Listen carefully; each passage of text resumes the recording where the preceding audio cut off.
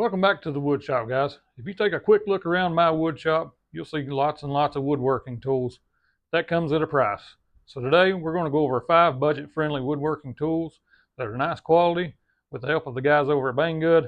So if you want to see what we got, stick around.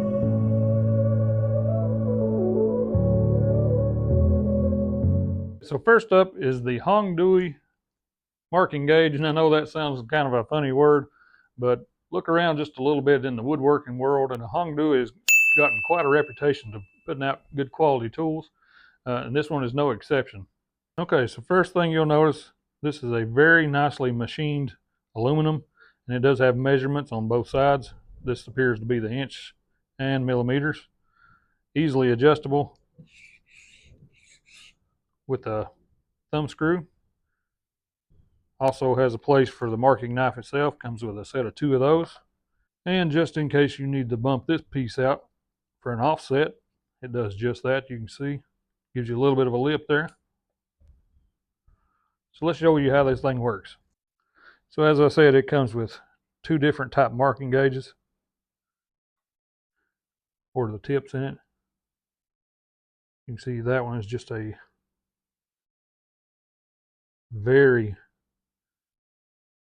tiny piece on the end, and they've got a rubber piece over top just to kind of keep you from cutting yourself, because that one is quite tiny.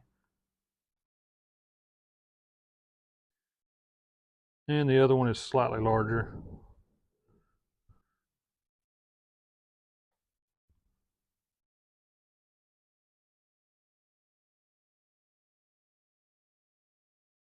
So to install it, first thing you do, open up this thumb wheel.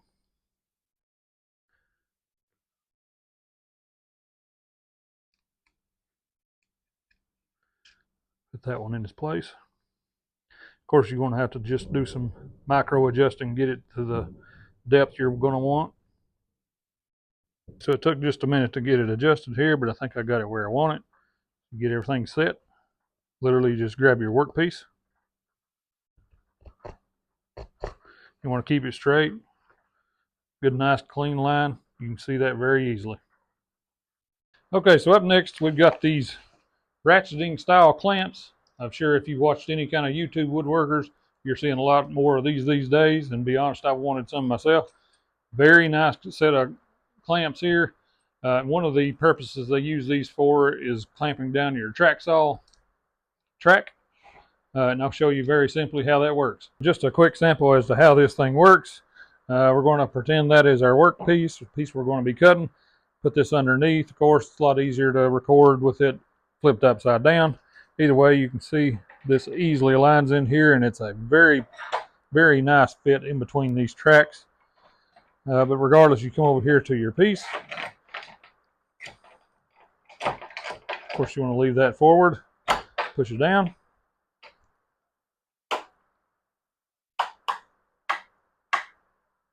And you can get some pretty good torque on that. That is not going anywhere. That is very secure. I'm glad I've got a set of these clamps now, and I may have to add more in the future.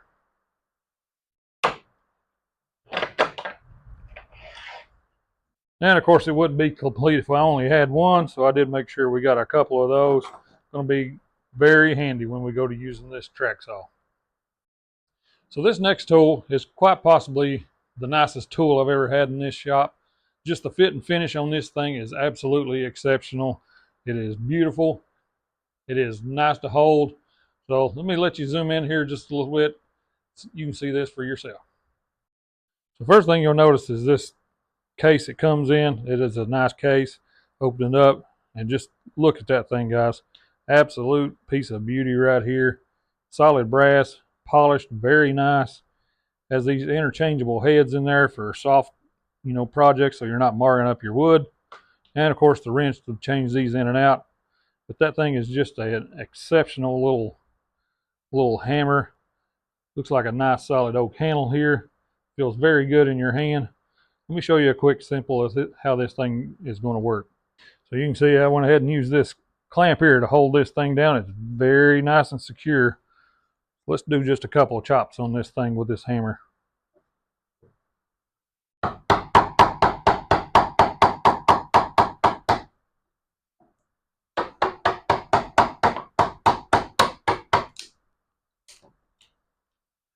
And not making anything in particular, just showing you power of the hammer and the clamp itself.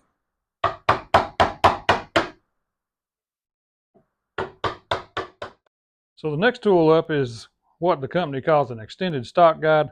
Basically, this runs similar to a featherboard, but you can use this setup on your table saw, router table, depending on your setup. This one I'm going to be setting up on my table saw, and I've got these pieces that came with the tool itself that allows it to sit right in the miter gauge slot. So we'll go ahead and get this thing set up. Okay, so we'll get these pieces lined up. Very easy to set up. And we're just going to take a scrap piece of plywood, and basically you can have this set on the side or at the top if you have that type of fence. This one I'm going to be putting right here. And the good thing about this, if you'll notice with these, they'll go one way, but they lock on the way back. So that prevents any kind of kickback. That is an exceptional safety feature, one that I'm sure a lot of you are going to be glad to have. Okay, now as a lot of you know, you don't want a super amount of pressure on this. Basically just put a little pressure on it.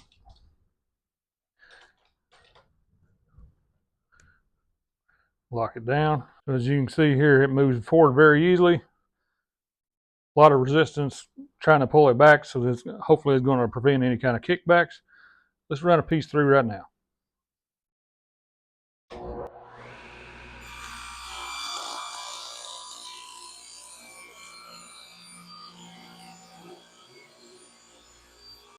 So finally on to the last one. I saved this one for last just because it's a little more complicated to set up, but I think this is going to be an exceptional tool, especially if you're doing any kind of cabinet doors and that kind of stuff, making rails and stiles. And what this is a coping sled. You can see all the parts it comes with, hold downs, support pins, and then the tool itself. Nice machine quality, nice color, several bits of hardware, as well as what they call extension tables. Basically, it just gives you a little bit of support for any type of material you got on here, so it's not dropping down. Let's show you how this works. And as you can tell by looking at this thing, there's a lot of attachment points here for any type of, hold down, that kind of stuff.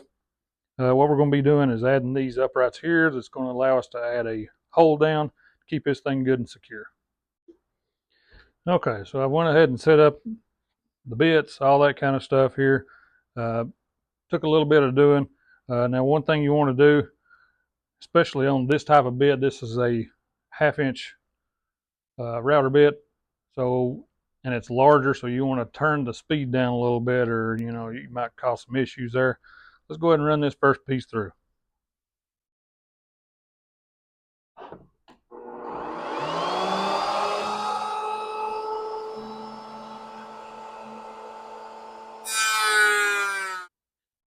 Okay, so it took a little bit of setup. That's why I said I want to save this one for last, but you want to make sure you got everything clamped down. Now, originally I had one clamp, and it was coming loose on me, so I went ahead and added the second clamp.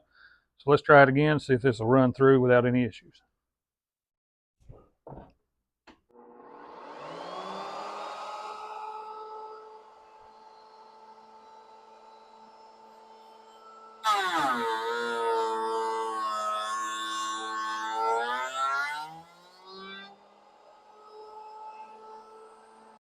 Okay, so the next process here doesn't require the coping sled. Just wanted to show you how these bits worked, along with that, in conjunction with that coping sled. So I've got the second one set up here. Hopefully it'll run through with no issues. Let's get that started.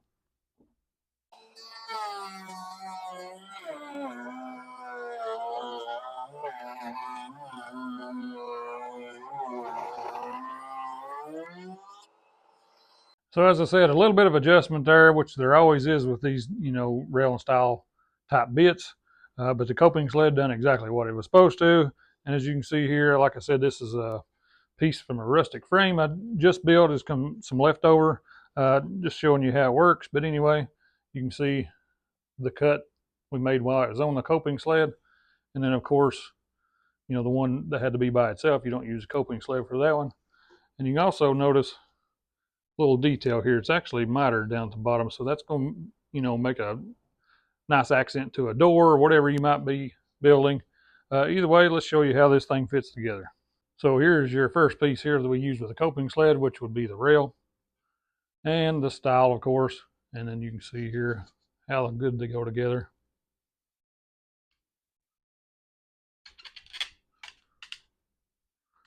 Very nice, tight fit.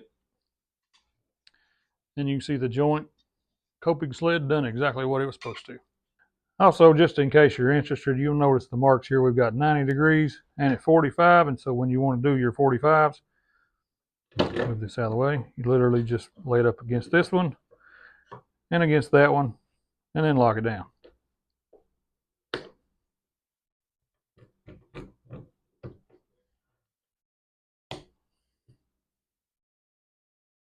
So guys, that's all the tools I got to show you today. I think it's a pretty great set. So as always, I'd try to do a pros and cons on all these tools. Let's jump right into that. Since I've done this one last, we'll start with it first. So this is the coping sled. Very nice made, good durable finish. You know, it's good quality. It's very strong, it seems. So as far as any negatives would go, maybe just the fact that it's probably just going to be one of those things I don't use a ton, but when I do need it, it's going to be there. And I can't think of a lot of negatives on this one, other than maybe it's just a little fiddly to set up. But once you get it set up, it's good to go, and you're on to making projects. So up next, this piece here, like I said, they call it the stock guide, alignment guide, whatever you call it, you know, modified featherboard, whatever the case may be. This one does the same way. You know, it does exactly what it's supposed to. It holds the piece up next to the fence or down on the table, depending on how you've got your setup. Good quality. Now, as far as any negatives go, the only thing I can think of when this first came to me, for the way I was going to set it up, these were reversed. So if I was going to be pushing through, it was going to stop it. So you can take this piece apart, flip those over so where it's going to be working the way you need it to. The only drawback to that, there is a little gauge on the back side. You know, if you want to use measurements, I don't really see myself using that. But that's the only real negative on that one I see. So up next, we got these ratcheting clamps. Now, I'll say I'm pretty impressed with these. And as I said, I'm going to be adding some of these to my collection, you know, just adding a few more because they're ultra strong. They look good as far as that goes. They hold down your workpiece very well. They hold down your track very well. Now, if there was a negative to this, so I don't know this to be a fact, maybe once you put so much pressure, you might sort of warp this, maybe bend the metal, something to that effect, you know, but that'll be in the long term to find out if that is what happens or not. Other than that, I can't really tell much negative on these. I'll give these a thumbs up. Now on to my favorite thing I've got today, quite possibly anyway. I'm just really obsessed with this little hammer, man. It's just a nice quality tool.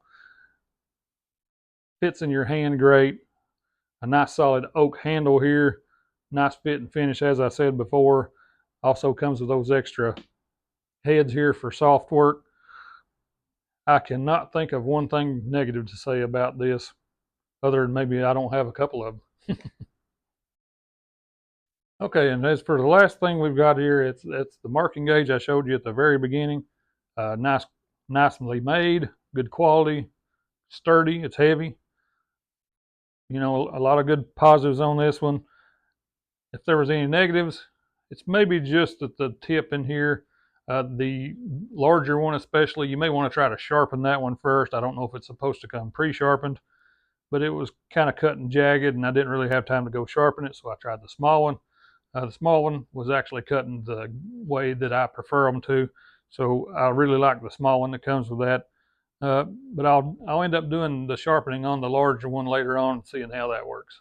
Okay, so I'm going to do just a quick ranking here of the ones that's my favorite down to my least favorite. So starting with number one, my absolute favorite is that little hammer, if you didn't tell by now. Number two for me is the ratcheting clamps.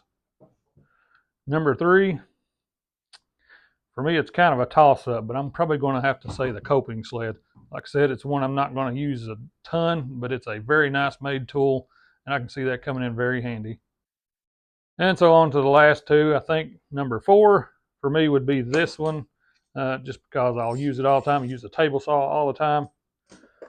And of course, that leaves this one last. Not saying it's a lesser quality tool, but I do have several marking gauges on hand that I probably like the way they work a little better. But I will mess with this one a little more, get it sharp, that kind of stuff, and see if I can't put this thing to good use. So that's going to bring us to the end of this video, guys. Big thanks to Banggood and for those guys to send me these tools. And as always, for all these tools I'm using in today's video, I'll leave a link to those in the description. If you like checking out these tools, maybe it's something you're going to add to your arsenal, as I said, hit the like button so it spreads to other people. Subscribe so you see more videos when I upload them. And as I said, check out the links in the description for all these tools. And we'll see you on the next video.